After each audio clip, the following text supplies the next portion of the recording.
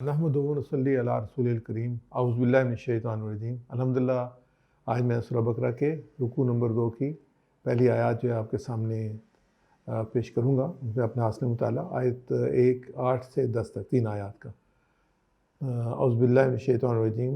ومن الناس من یقول آمنا باللہ وبالیوم الآخر وما هم بمؤمنین یخادعون اللہ والذین آمنوا وما یخدعون الا انفسهم وما یشعرون فی قلوبہم مرض فزادہم اللہ مرضا ولہم عذاب علیم بما كانوا یکذبون۔ صدق اللہ العظیم۔ بعض لوگ ایسے ہیں جو کہتے ہیں کہ ہم اللہ پر اور آخرت پر ایمان لاتے ہیں، حالانکہ وہ مومن نہیں ہیں۔ اللہ اور ایمان لانے والوں کے ساتھ دھوکہ بازی کر رہے ہیں، مگر دراصل وہ اپنے آپ ہی کو دھوکے میں ڈال رہے ہیں اور انہیں اس کا شعور نہیں ہے۔ ان کے دلوں میں ایک بیماری ہے جسے اللہ نے اس سے زیادہ بڑھا دیا۔ وہ جھوٹ بولتے ہیں اور اس کی پیدائش میں ان کے لیے دردناک عذاب ہے۔ اس سے پہلے آپ کے سامنے جو آپ نے مطالعہ کیا ہوگا، اس سے پہلے جو آیات گزری ہیں اس میں اللہ تعالیٰ نے دو جو انسانیت کے دو حصے تھے ان کی بات کی۔ وہ لوگ جو کہ قرآن پاک پہ ایمان لاتے ہیں، اللہ پہ ایمان لاتے ہیں، ان کا ذکر ہوا۔ وہ لوگ جو اس سے انکار کرتے ہیں ان کا ذکر ہوا۔ اب ایک تیسرے اس قسم کے لوگ ہوتے ہیں کہ جو نہ تو مکمل ایمان لانے والے ہوتے ہیں اور نہ مکمل کفر کرنے والے ہوتے ہیں۔ تو اللہ تعالیٰ ان لوگوں کا ذکر کر رہے ہیں اور فرما رہے ہیں من الناس ہی، کہ لوگوں میں سے کچھ ایسے ہیں۔ جب ہم قرآن پاک کا مطالعہ کرتے ہیں تو ایک چیز ہمارے سامنے رہنی چاہیے کہ یہ کتاب جس زمانے میں اتری تھی نبی اکرم صلی اللہ علیہ وسلم پر، اس کا بھی ہمیں ایک جائزہ لینا پڑے گا کہ یہ اس وقت یہ کتاب کن لوگوں کے بارے میں گفتگو کر رہی تھی، اور جو فوری طور پہ اس کتاب کے مخاطب تھے وہ کون لوگ تھے، ان کا کردار کیا تھا۔ تو اسے ہمیں آج کے حالات، اپنے وقت کے حالات سمجھنے میں آسانی ہوگی، کیونکہ یہ ہمارا ایمان ہے کہ یہ کتاب جو ہے وہ قیامت تک کے لیے ہے۔ یہ اس وقت کے لیے بھی تھی، آج کے لیے بھی ہے، اور قیامت تک کے لیے آنے والوں انسانوں کے لیے ہدایت ہے۔ لیکن حقیقت یہ ہے کہ ہدایت المتقین، اللہ تعالیٰ نے خود کہا ہے کہ متقین کے لیے ہدایت ہے۔ اس کے بعد ہمارے سامنے صفات آ رہی ہیں، تو یہ بہت اہم رکوع ہے۔ اس میں خاص طور پہ ہمیں یہ بتایا ہے کہ جو مثلا یہ بڑی اہم بات ہے، اگر ہم سوچیں تو ہم بھی تو یہ کہتے ہیں نا کہ ہم ایمان لیں اللہ پر اور آخرت پر۔ خدا نہ خواستہ ایسا نہ ہو کہ آخر میں جب پہنچے تو پھر کہتے کہ وہ ما ہم بمومنین۔ تو الحمدللہ آج ہم اس پوزیشن میں ہیں کہ ہم اس پہ غور و فکر بھی کر سکتے ہیں کہ وہ کون سی وجوہات ہیں جن کے بارے میں اللہ تعالیٰ نے ان لوگوں کے بارے میں کہا کہ وہ یقولو آمنا باللہ وبالیوم الآخر، اور پھر کہہ دے گا وہ ما ہم بمومنین، کہ در حقیقت وہ مومن نہیں ہے۔ نبی اکرم صلی اللہ علیہ وسلم جب مدینہ منورہ میں تشریف لائے تو اس وقت جو ہے وہ وہاں پہ جو لوگ تھے، وہ زیادہ جو لوگ تھے وہ تھے کہ ان میں سے ایک بڑا حصہ آپ صلی اللہ علیہ وسلم پر مدینہ منورہ آنے سے پہلے ایمان لا چکا تھا، اور اس کے بعد جو دوسرے لوگ تھے وہ یہودی تھے وہاں پہ، تو ان میں سے بھی کچھ لوگوں نے وہاں پہ ایمان قبول کیا۔ جو مدینہ منورہ میں پولیٹیکل صورتحال تھی، جو گراؤنڈ کی صورتحال تھی، وہ یہ تھی کہ اس میں اوس اور خزرج دو قبیلے تھے۔ ان کے ایک لیڈر عبداللہ بن ابی تھے، جو نبی اکرم کے آنے سے پہلے یہ قبیلے یونائٹ ہو گئے تھے، اور اس کی امکانات تھے کہ ان کو جو ہے وہ یہ اپنا بادشاہ قبول کر لیں۔ اور دوسرے یہودی تھے جو کہ نبی صلی اللہ علیہ وسلم کا انتظار کر رہے تھے، اور ان کا خیال تھا کہ یہ بنی اسرائیل میں سے آئیں گے۔ جب نبی صلی اللہ علیہ وسلم بنی اسماعیل میں سے آئے تو ان میں سے اکثر لوگ جو ہے نا وہ اس وجہ سے آپ صلی اللہ علیہ وسلم پہ ایمان لانے کے لیے تیار نہیں تھے۔ مدینہ منورہ آنے کے بعد ایک عرصہ تو وہ گزرا جس میں اسلام جو تھا کمزور تھا، جنگ بدر نہیں ہوئی تھی، تو اس وقت یہ تھا کہ مسلمانوں نے معاہدے بھی کیے اور کسی کو کوئی چیلنج نہیں ہوا۔ لیکن جب جنگ بدر ہوئی اور اللہ تعالیٰ نے مسلمانوں کو فتح یاب کیا اور کفر کی جو ہے وہ کمر ٹوٹ گئی، مکہ کی جو اسٹرینتھ تھی وہ ختم ہو گئی، تو اسلام جو تھا وہ مدینہ منورہ میں ایک مضبوط آئیڈینٹی کے طور پہ ابھرا۔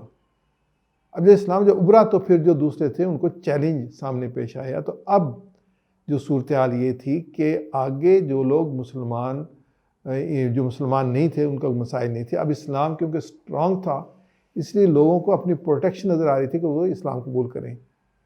وہ اسلام تو قبول کرتے تھے، لیکن جو ان کی اپنی عصبیت تھی اور جو ان کے اپنے عقیدہ تھا وہ اس سے جو دستبردار نہیں ہوتے تھے۔ یہودی تھے، وہ اسلام قبول کرتے تھے۔ منافقین میں بھی دو قسم کے لوگ تھے، ایک تو جو تھے واقعی وہ جو سمجھتے تھے اسلام کے بارے میں اور وہ سیکھنا بھی چاہتے تھے اور اسلام کی طرف آتے بھی تھے، اور پھر جو ہے نا وہ پیچھے ہٹ جاتے تھے۔ لیکن کچھ جو تھے وہ صرف دھوکہ دینے کے لیے آتے تھے۔ تو آگے انشاءاللہ اگلی آیات میں ان کی مثالیں بھی آئیں گی۔ تو ان کے بارے میں کہا تھا ان المنافق، اس میں کہا جا رہا ہے کہ ومن الناس من یقول آمنا باللہ وبالیوم الآخر وما هم بمؤمنین۔ تو یہ لوگ ہیں جو کہ دعویٰ کر رہے ہیں کہ ہم ایمان لائے اللہ پر اور آخرت پر، لیکن وہ مومن نہیں ہیں۔ تو اس میں جو ہے ہم اور دیکھتے ہیں جو منافق ہے وہ لفظ نفق سے نکلا ہے۔ نفق ایک ایسی سرنگ کو کہتے ہیں جس کے دو جو ہے راستے ہوتے ہیں، ایک راستے سے داخل ہوا جاتا ہے، دوسرے سے نکلا جاتا ہے۔ تو یہ کیونکہ اسلام میں ایک دفعہ دروازے سے داخل ہوتے تھے اور دوسرے دروازے سے نکل جاتے تھے، اس لیے ان کے عمل کو نفاق کہا گیا اور ان کو منافق کہا گیا۔ اس کے تین یہ بدترین قسم کے لوگ ہیں، ان کی تین قسمیں ہیں۔ ایک جو اس میں کفر بھی ہے، یہ کفر بھی کر رہے ہوتے ہیں، جھوٹ بھی بول رہے ہوتے ہیں اور دھوکہ دے بھی کر رہے ہوتے ہیں۔ جو کافر یا تو انکار کر دیتا ہے وہ واضح ہے، لیکن یہ جو ہے یہ کفر بھی کر رہے ہوتے ہیں، جھوٹ بھی بول رہے ہوتے ہیں اور دھوکہ بھی دے رہے ہوتے ہیں۔ اس لیے جو ہے ان کے بارے میں جو آیت مبارکہ سورہ نساء میں آتی ہے، ان المنافقین فی درک الاسفل من النار ولن تجد لهم نصیرا، بے شک منافق جہنم کے سب سے نچلے طبقے میں جائیں گے، تم کسی کو ان کا مددگار نہ پاؤ گے۔ یعنی کفار سے بھی زیادہ سخت جو ہے وہ ان کے لیے سزا ہے۔ کیوں؟ یہ کافر بھی ہیں، جھوٹے بھی ہیں اور دھوکہ بھی دے رہے ہیں۔ تو اس وجہ سے اللہ تعالیٰ نے کہا کہ یہ جہنم کے سب سے نچلے درجے میں ہوں گے۔ لیکن یہ ہے کہ بدقسمتی یہ ہے، ہم جب دیکھتے ہیں یہاں پہ جو ہمارے سامنے جو آیت مبارکہ آئی ہے تو اس میں تو یہ ہے کہ من الناس من یقول آمنا باللہ وبالیوم الآخر، لیکن پھر کہ وہ ما هم بمؤمنین۔ تو اس لیے بڑی امپورٹنٹ چیز ہے کہ ہم جو آگے آنے والی، جیسے ہم نے مومنین کی صفات دیکھی نا کہ جو ایمان لاتے ہیں، غیب پر ایمان لاتے ہیں، جو نماز قائم کرتے ہیں، جو اللہ نے دی ہے اس پہ خرچ کرتے ہیں، جو قرآن پاک پہ اس سے سب کتابوں پہ جو ہے وہ ایمان لاتے ہیں اور آخرت پر یقین رکھتے ہیں۔ تو یہ جو تھی صفات تھی جو ہمارے سامنے آئیں، تو اس میں جب وہ مومن ہے۔ اور کافر کیا ہے؟ جو انکار کر دیتے ہیں، قبول کرنے کے لیے تیار نہیں، ان کے سامنے حقیقت۔ لیکن یہ جو ہیں ان سب نے حقیقت ان نے قبول کیا اور کہا کہ ہم اللہ پہ بھی ایمان لاتے ہیں، رسول پر آمنا باللہ، اور اس کے بعد ولیوم اور آخرت پر ایمان لاتے ہیں۔ لیکن اللہ تعالیٰ نے ان کے ایمان کو ریجیکٹ کر دیا، تو اس کی وجہ یہ ہے کہ جھوٹ بولتے ہیں۔ ایک دوسری آیت مبارکہ سورہ توبہ کی ہے، یہ کتنا گھنونا جرم ہے اس کے بارے میں اللہ تعالیٰ فرما رہے ہیں، وعد اللہ المنافقین والمنافقات والکفار نار جہنم خالدین فیہا۔ اللہ نے منافق مردوں اور منافق عورتوں اور کافروں کے لیے جہنم کی آگ کا وعدہ کیا ہے کہ اللہ تعالیٰ ان کو جو ہے اور جس میں وہ ہمیشہ رہیں، یعنی جہنم کی آگ میں انہیں ڈالا بھی جائے گا اور پھر کہ خالدین فیہا، اور اس میں ہمیشہ رہیں گے۔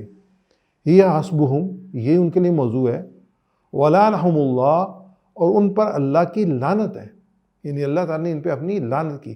اور یہاں پہ ان تینوں کو اکٹھا کر دیا، منافق مردوں کو بھی، منافق عورتوں کو بھی اور کافروں کو بھی، ان کو اکٹھا کر دیا، کہا کہ ان کے لیے جہنم ہے، ان کے لیے لعنت ہے، وَلَهُمْ عَذَابٌ مُقِيمٌ، ان پر قائم رہنے والا عذاب ہے۔ قائم رہنے کا عذاب کیا؟ دائمی عذاب ہے، کہ یہ ہمیشہ ہمیشہ عذاب میں رہیں گے، ہمیں سے کوئی بھی نہیں چاہتا۔ تو یہی وجہ ہے کہ یہ بڑے شروع میں ان اللہ تعالیٰ نے ان آیات مبارکہ رکھا، جس میں یہ تو میں نے آیت جو پڑھی تھی سورہ توبہ کی آیت نمبر 68 ہے، لیکن شروع کی جو آیت میں نے آپ سے پڑھی کہ اللہ نے یہ دعویٰ کرتے ہیں کہ ہم ایمان لائیں اللہ پر اور آخرت پر، لیکن یہ مومن نہیں ہے۔ تو یہ ہے کہ ہمیں جو ہے نا پھر اس میں بہت ہی توجہ کے ساتھ دیکھنا پڑے گا کہ خدا نخواستہ جو صورتحال ہے وہ ایسی نہ ہو کہ انسان جو ہے وہ اس نفاق میں چلا جائے۔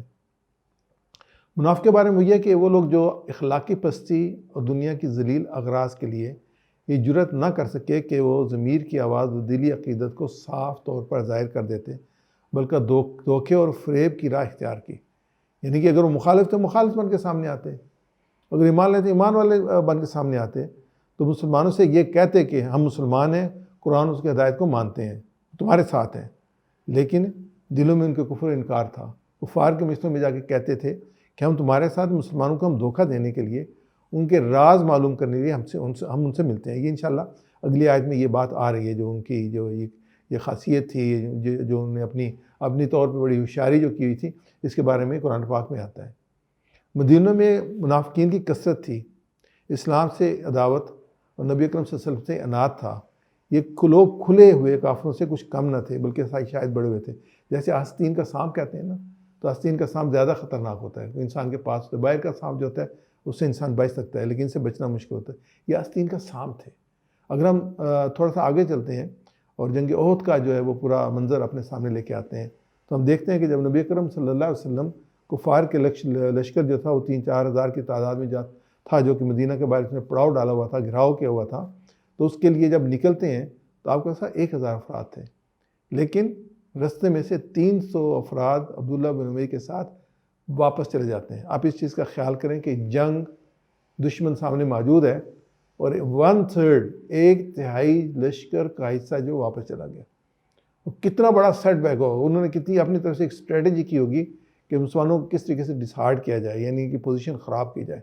جب ایک لشکر لے کے کوئی لیڈر نکلتا ہے تو وہ اپنی ایک اسٹریٹجی بناتا ہے کہ اس کے ساتھ 1000 فرد ہے، لیکن ان میں سے جو ہے 300 فرد رستے میں سے واپس چلے جاتے ہیں، اس کی کیا کیفیت ہو۔ تو یہ اس طرح کے آستین کے سانپ تھے کہ انہوں نے ہر موقع پہ جو ہے، خندق کے موقع پہ بھی انہوں نے غداری کی، اور انہوں نے جاسوسی کرنے کی کوشش کی۔ اللہ تعالیٰ نے مسلمانوں کو پروٹیکٹ کیا اس سے، تو ہر موقع پہ تو یہ ان کی اکثریت تھی۔ مدینہ منورہ میں نہیں تھی، مکہ مکرمہ میں نہیں تھی۔ مکہ میں واضح طور پہ یا لوگ مخالف تھے یا حامی تھے، درمیان کا کوئی طبقہ نہیں تھا۔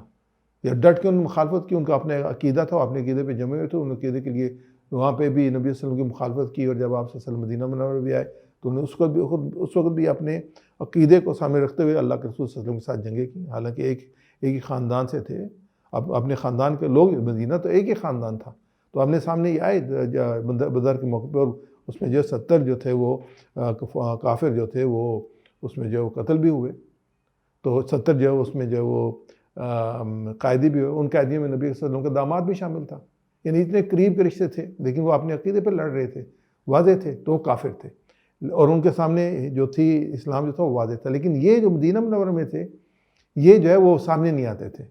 ان میں سے ایک بڑی اکثریت جو تھی وہ چھپ کے وار کرتی تھی۔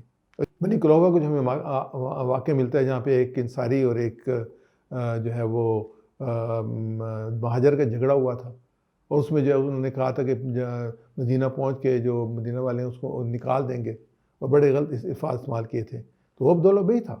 تو لیکن جب اگلا جمعہ آیا تو اس نے پھر کھڑا ہو کے نبی صلی اللہ علیہ وسلم کی شان میں جو ہے وہ کلمات کہنے کی کوشش کی کہ اللہ کے رسول ہیں اور ہمارے درمیان ہیں، خطبے سے پہلے۔ تو لوگوں نے پکڑ کے اس کو نیچے بٹھا دیا، وہی لوگوں کے جو ہے وہ گردن پھلانگتا باہر نکل گیا، اور پھر لوگوں نے کہا کہ نہیں تم یہ کام نہ کرو، اللہ کے رسول کہ میں نہیں معافی مانگوں گا۔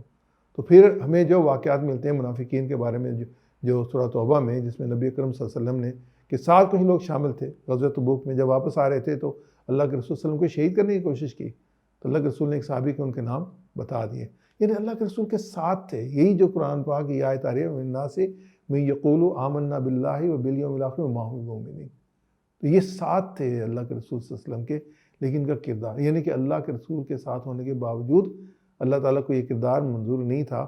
اور ہمیں سورہ واقعہ جو میں نے آیات آپ کے سامنے رکھیں سورہ توبہ کی، اس میں اللہ نے کہا وعد اللہ المنافقین والمنافقات والکفار نار جہنم خالدین فیہا یسمع لعنت اللہ ولعنہم اللہ، اور ان پر اللہ کی لعنت، اللہ تعالیٰ نے اپنی لعنت کی۔